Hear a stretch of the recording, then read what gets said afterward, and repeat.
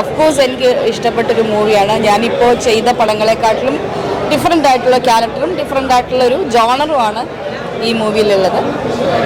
മതവും രാഷ്ട്രീയവും ഒന്നും അല്ല വേണ്ടത്, മനുഷ്യത്വമാണ് വേണ്ടതെന്ന് പറയുന്ന ഒരു സിനിമ. പിന്നെ അല്പം നർമ്മവും നമ്മളെപ്പോലുള്ള സാധാരണക്കാരുടെ ജീവിതവും ഒക്കെ പറയുന്ന ഒരു സിനിമയാണ് മലയാളി ഫ്രം ഇന്ത്യ. എൻ്റെ പേരിൽ തന്നെ ഉണ്ടല്ലോ. അത് പറയാനുള്ളൂ. നിങ്ങളെല്ലാവരും നിങ്ങൾ കണ്ടിട്ടില്ല, അപ്പോൾ നിങ്ങൾ കാണും, എന്നിട്ട് നിങ്ങൾ തന്നെ റിവ്യൂ. നല്ല എൻ്റർടൈനിങ് ആണ്, നല്ല അടിപൊളിയായിട്ടുണ്ട്. എനിക്ക് നല്ല ഇഷ്ടം. എല്ലാവരും നല്ലപോലെ പെർഫോം ചെയ്യുന്നുണ്ട്, സൂപ്പറായിട്ട് പെർഫോം ചെയ്യുന്നുണ്ട്. നല്ല പടമാണ്. ഇതിലൊരു ക്യാരക്ടർ ചെയ്യാൻ പറ്റിയിട്ടുണ്ട്. രമേശ് എന്ന് പറഞ്ഞൊരു ക്യാരക്ടറിൽ ചെയ്തിട്ടുണ്ട്. അപ്പോൾ ഡിജോ സാർ പറഞ്ഞ പോലെ തന്നെ ആസ് എ മലയാളി നമുക്ക് അഭിമാനത്തോടെ കൂടി തന്നെ ഇറങ്ങി വരാൻ പറ്റുന്നൊരു സിനിമയാണ്. കുറേ ഗൂസ് ബംസ് അടിക്കുന്ന കുറേ മൊമെൻറ്റ്സ് ഉണ്ടായിരുന്നു.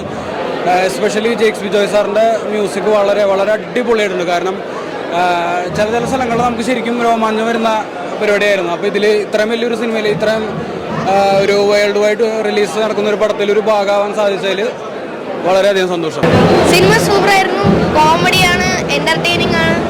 ലാസ്റ്റ് വെച്ച് ഇലക്ഷനും ചിലതൊക്കെ ഉണ്ട്. ലാസ്റ്റ് വെച്ച് നമ്മൾ കരഞ്ഞു, നമ്മൾ വേറൊരു മൂഡിക്ക് കൊണ്ടുപോകും സിനിമ. നമ്മൾ പ്രതീക്ഷിക്കില്ല അങ്ങനെയാണ്. പെർഫോമൻസ് ഒക്കെ എങ്ങനെയുണ്ടായിരുന്നു? നിവിൻ പോളി ചേട്ടൻ്റെയും ധ്യാൻ ശ്രീനിവാസൻ ചേട്ടൻ്റെയും കോംബോ സൂപ്പറായിരുന്നു. അവർ നന്നായി ചെയ്തിട്ടുണ്ട്, എല്ലാവരും നന്നായി ചെയ്തിട്ടുണ്ട്. ഞാൻ വേറെ 7 മൂവീസിലും ചെയ്തിട്ടുണ്ട്.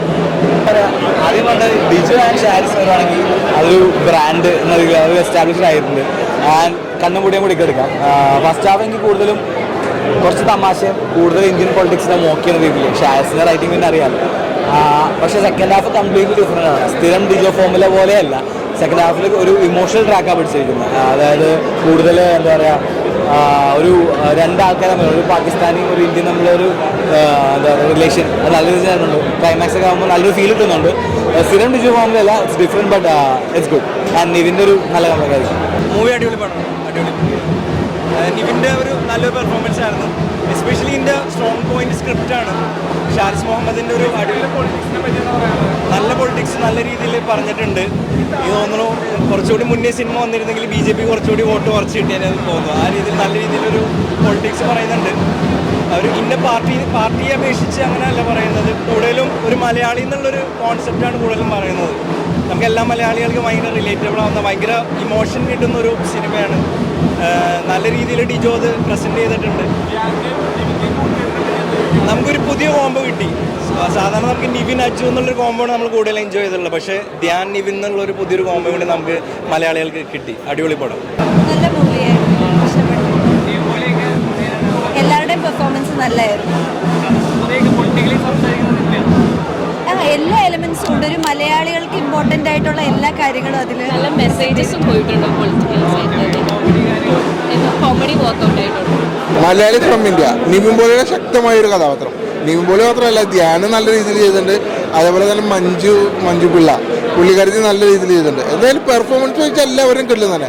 പിന്നെ ഇതിൽ ഫസ്റ്റ് ഹാഫ് എന്ന് പറഞ്ഞാൽ ശരിക്കും ഒരു ഗ്രാമീണം, അങ്ങനെ പാർട്ടി, എല്ലാ തരം പാർട്ടീനെയും അതായത് ആക്ഷേപിക്കുന്ന രീതിയിലല്ല, ചെറിയ രീതിയിൽ കളിയാക്കുന്ന രീതിയിലൊക്കെ വന്നിട്ടുണ്ട്. എന്തായാലും കണ്ടിരിക്കാവുന്ന പടം. പിന്നെ ഇൻ്റർവ്യൂവിൽ കഴിഞ്ഞപ്പോൾ നമുക്ക് ആടുജീവിതം ഒരു ആടുജീവിതത്തിലെ നജീബിൻ്റെ എൻട്രി പോലെയാണ് എനിക്ക് ഫീൽ ചെയ്തത്. പക്ഷേ ആടുജീവിതം പോലെ അല്ല, ഇത് കംപ്ലീറ്റ് ഒരു കോമഡി മൂഡിൽ പോണ ഒരു പടമാണ്. എന്തായാലും ഒരു രസമാണ്. പിന്നെ ക്ലൈമാക്സ് ഒക്കെ ഇപ്പോൾ ഒരു മോട്ടിവേഷൻ പോലെ കൊണ്ടുവരാൻ നോക്കിയിട്ടുണ്ട്. അതൊക്കെ രസമായിട്ടുണ്ട്. എന്തായാലും തിയേറ്റർ വാച്ചുകളായിട്ട് എനിക്ക് തോന്നുന്നു. നല്ലൊരു ഫീൽ ഗുഡ് മൂവി കേട്ടോ. ഒന്ന് കാണാനെന്ന് വെച്ചാൽ ഇൻ്റർവ്യൂവിൽ ചെറിയൊരു ലാഗ് തോന്നിയായിരുന്നു. പക്ഷേ ഇൻ്റർവ്യൂവിൽ കഴിഞ്ഞ പടം നന്നായിട്ട് ക്ലൈമാക്സ് ഒക്കെ വളരെ നന്നായി എടുത്തിട്ടുണ്ട്. ഒരു നല്ലൊരു ഫീൽ ഗുഡ് മൂവി. ധ്യാനം അടിപൊളിയായിട്ടുണ്ട്. പിന്നെ ഷൈൻ ടോം ഒറ്റ സീനേ ഉള്ളെങ്കിലും പുള്ളി നല്ല ഗൈഡ് നേടിയിട്ടുണ്ട്. ഒറ്റ സീനിലേ ഉള്ളെങ്കിലും പുള്ളി തകർത്തു. നമ്മുടെ ഭരണഘടനയിൽ മതം കയറിയുള്ള ഒരു കുഴപ്പം, അതാണ് അതിൻ്റെ ഒരു തീം എന്ന് പറയുന്നത്. ഒരു ഫീൽ ഗുഡ് മൂവി നന്നായി ചെയ്തിട്ടുണ്ട്. എല്ലാവരും നല്ല പടം, എല്ലാം മസ്റ്റ് വാച്ച് ആണ് കേട്ടോ. നല്ല പടമാണ്, നല്ല ചിരിക്കാനും അതുപോലെ ഒരുപാട് തോട്ട്സും ഒക്കെ കണ്ടു. നല്ല പടം, എൻ്റർടൈനറാണ്. ഗംഭീരം നന്നായിട്ടുണ്ട്, അടിപൊളിയായിട്ടുണ്ട്, സൂപ്പറായിട്ടുണ്ട്. എല്ലാവർക്കും ഇഷ്ടപ്പെടും. അടിപൊളി സൂപ്പർ. നല്ല മെസ്സേജുള്ള മൂവിയാണ്. നല്ല മൂവിയാണ്, നന്നായിട്ടുണ്ട്.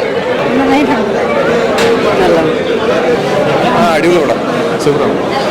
മൂവി നല്ല സിനിമയാണ്.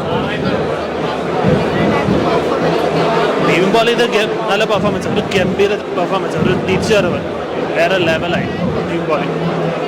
പ്രത്യേകിച്ച് ആ സിനിമ നമ്മൾ കണ്ട പോലെയല്ല, ഒരുപാടുണ്ട് കോമഡി, ആക്ഷൻ എക്സെട്ര, നല്ല സസ്പെൻസ് കാര്യങ്ങൾ. ആ പടം വേറെ ലെവലായി. പടം എനിക്കൊരു ബിലോവർജർ അഭിപ്രായം തന്നെയാണ്. കാരണം നമ്മൾ പ്രതീക്ഷ ഒരു ഫീലിംഗ് കിട്ടിയില്ല. ഞാൻ കുറച്ച് കോമഡി പിന്നെ കുറച്ച് ഒരു പൊളിറ്റിക്കൽ അല്ലെങ്കിൽ ആ ഒരു സ്റ്റേറ്റ്മെൻറ്റ് പറയുന്ന പടം എന്ന് വിചാരിച്ചത്.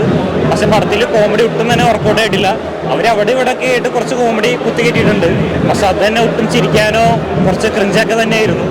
പിന്നെ ഈ സ്റ്റോറി പറയുകയാണെങ്കിൽ ഇപ്പോൾ ഫസ്റ്റ് ഹാഫ് ഒരു സ്റ്റോറി നാട്ടിൽ ഇവൻ്റെ രാഷ്ട്രീയവും കാര്യങ്ങളൊക്കെ കാണിച്ചിട്ട്, പക്ഷെ അത് തന്നെ അവർ ഏതോ പാരലൽ കിടക്കുന്ന സ്റ്റോറിയെല്ലാം ബേസിൽ തോന്നിയത്. കുറേ ക്രിഞ്ച് സീൻസൊക്കെ ഉണ്ട് അതിനകത്ത്. ഈ മതസൗഹാർദ്ദം എന്നൊക്കെ പറഞ്ഞ കുറേ കോമഡി രീതിയിലുള്ള ഇതൊക്കെയായിരുന്നു. പക്ഷേ എന്താ കോമഡി, ശരിക്കുള്ള കോമഡി എന്ന് വെച്ചാൽ സെക്കൻഡ് ഹാഫ് വരുമ്പോൾ ഈ ഫസ്റ്റ് ഹാഫിലെ സീൻസ് ഒന്നും തന്നെ വന്നില്ല. കാരണം ആ ഒരു സ്റ്റോറി വേറെ എങ്ങോട്ടോ പോയി. ഈ മറ്റേ ബജ്റംഗി ഭായ്ജാൻ എന്നൊരു സിനിമയുണ്ട് ഹിന്ദിയിലെ, അതിൻ്റെ തന്നെ ഒരു ലൈറ്റ് വെർഷൻ പോലെയാണ് ആ എടുത്തു വെച്ചേക്കുന്നത്. പക്ഷേ അതിനകത്ത് നമുക്ക് കിട്ടിയ ഒരു പകുതി ഫീലും പോലും ഇതിനകത്ത് എനിക്ക് പേഴ്സണലി കിട്ടിയില്ല. കാരണം അവർ അവിടെ നിന്ന് ഒരു സ്ഥലത്ത് സ്റ്റോറി തുടങ്ങി വേറെ അവിടെ കൊണ്ടുവന്ന് അവസാനിപ്പിച്ച് അവർ ആ ഒരു പ്ലോട്ടിനൊരു ഫ്ലോ ഇല്ല. എന്നാൽ കോമഡി ഒട്ടും തന്നെ വർക്കൗട്ടായിട്ടുമില്ല. അപ്പോൾ എനിക്ക് പേഴ്സണലി എനിക്കൊരു ബിലോ ആവറേജ് റെസ്പോൺസ് ആണ്. പടം എനിക്കൊരു ബിലോ ആവറേജ് എക്സ്പീരിയൻസ് ആയിരുന്നു. ഞാൻ പ്രതീക്ഷിച്ച എന്താണോ അതെനിക്ക് ഒട്ടും ലഭിച്ചില്ല. ഇപ്പോൾ ഒരു ജനഗണമനയാണെങ്കിലും എനിക്ക് സിനിമ കണ്ടു കഴിഞ്ഞപ്പോൾ ഒന്നും തോന്നിയില്ല. ഒരു സിനിമ കണ്ടുകൊണ്ടിരിക്കുമ്പോൾ ഒരു രോമാഞ്ചം, ഗൂസ്ബം സീൻസ് ഇഷ്ടം പോലെ ഉണ്ടായിരുന്നു. പക്ഷേ ഈ പടമാണെങ്കിൽ പടം ഇറങ്ങി കഴിയുമ്പോഴും പടം കാണുമ്പോഴും എനിക്കൊരു ഇമോഷനും ഫീൽ ചെയ്തില്ല. കോമഡി ആയാലും ഒന്നും തന്നെ വർക്കായിട്ടില്ല. എല്ലാവരും വളരെ കഷ്ടപ്പെട്ട് അഭിനയിക്കുന്നു. അതുപോലെ തന്നെ നമ്മൾ ഫോഴ്സ് ചെയ്ത് ചിരിപ്പിക്കാനായിട്ടുള്ള കോമഡി, അത്തരത്തിലുള്ള ഒരു കോമഡി ആയിരുന്നു നമുക്ക്. സെക്കൻഡ് ഹാഫ് വരുമ്പോൾ ഒരു ആടുജീവിതം, ബജ്റംഗി ഭായ്ജാൻ, ഈ രണ്ടിൻ്റെ മിക്സായിട്ട് തോന്നി. പല സിനിമയിലും കണ്ട ഒരു ക്ലീഷ്യ സീൻസ് ഇഷ്ടം പോലെയുണ്ട്. അതുപോലെ തന്നെ രാജ്യസ്നേഹം വിളമ്പുന്ന, നമ്മുടെ രാജ്യത്തെ പറ്റി പൊക്കി പറയുന്ന പാകിസ്ഥാനികളെ ആ ഒരു സ്റ്റീരിയോ ടൈപ്പുള്ള ഒരു ഡയലോഗ്സ്, അതെല്ലാം ഇഷ്ടം പോലെയുണ്ട് പടത്തിൽ. എനിക്ക് തീരെ വർക്കായില്ല പടം. വളരെ ഒട്ടും സാറ്റിസ്ഫാക്ഷൻ കിട്ടിയില്ല പടം.